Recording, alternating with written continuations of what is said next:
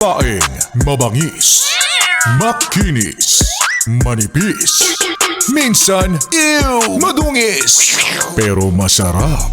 Mwah! Ikis. Sexy time na. Sexy Mega! Oh, saka mo na kantahin yung kanta na yan ni Skastakli kapag kaya mo na nga talaga siyang kalimutan.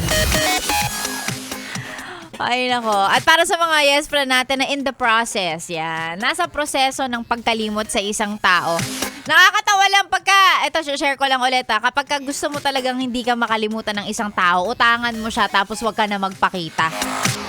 May lasting impression yan, maniwala ka sa akin. Kasi ako, ganun ako eh. Yung mga taong hindi ko makalimutan, yun yung mga taong may utang sa akin. Ay nako. Pero kung nasa proseso ka, kidding aside, no? Kung nasa proseso ka ng pagkalimot sa isang tao, baka kasi may iba na siya. Hindi mo na siya kasama, nag-move on na siya, kaya dapat mag-move on ka na rin. So, sinusubukan mo ng kalimutan siya. Alam mo, makakalimutan mo din yan.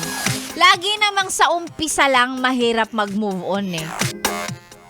Sabihin mong mali ako. Hindi, di ba?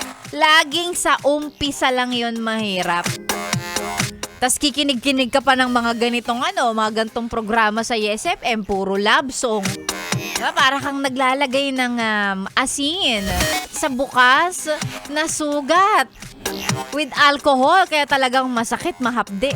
But again, sa umpisa lang naman laging mahirap yon. Laging sa umpisa lang sila mahirap kalimutan. Pero kapag lumipas din ang panahon, natanggap mo na, nawala na, o di naman kaya nakakilala ka na ng bago, makakalimutan mo na rin yan. Tigil-tigilan mo yung pagdadrama mo dyan.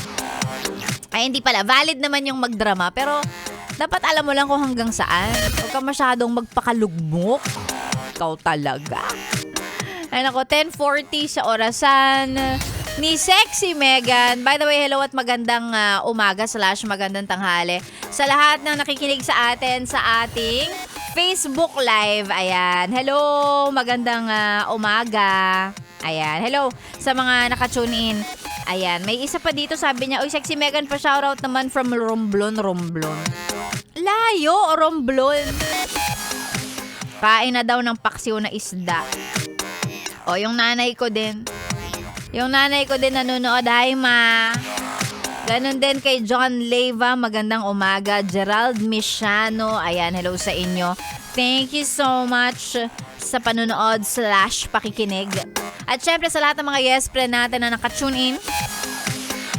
Hindi ko alam kung nasaan kayo. Baka nasa bahay, nasa biyahe, nasa trabaho. Magandang umaga / magandang tanghali.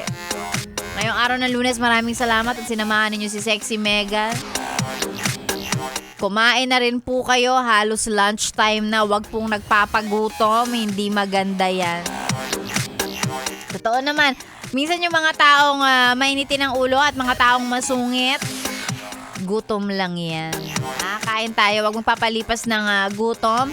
At saka ako, lagi ko ding sinasabi, wag ipagpapalit ang lunch break sa trabaho. Kasi pag bumulagta ka dyan next week, may bago na silang empleyado, makakalimutan ka na rin. Kaya wag, pag lunch break po tayo. And of course, ngayong araw na to, tuloy-tuloy ang magandang playlist natin habang nagla-lunch break ka dyan. Si Sexy Mega ni exit na, pero wag mag-alala, babalik din naman ako bukas. Wala kayong choice. Bukas sana may sweldo na. Wow! Mga abangers talaga. Bukas po ulit, alas 9 hanggang tanghali ninyo makakasama si Sexy Megan para sa programang Chillax 101. Susunod po, ang mas marami pang tugtugang pamparelax ngayong araw ng Lunes. Kaya yes friend, manatiling nakatutok dito po sa 101.1 Yes FM. Solid. Happy Monday!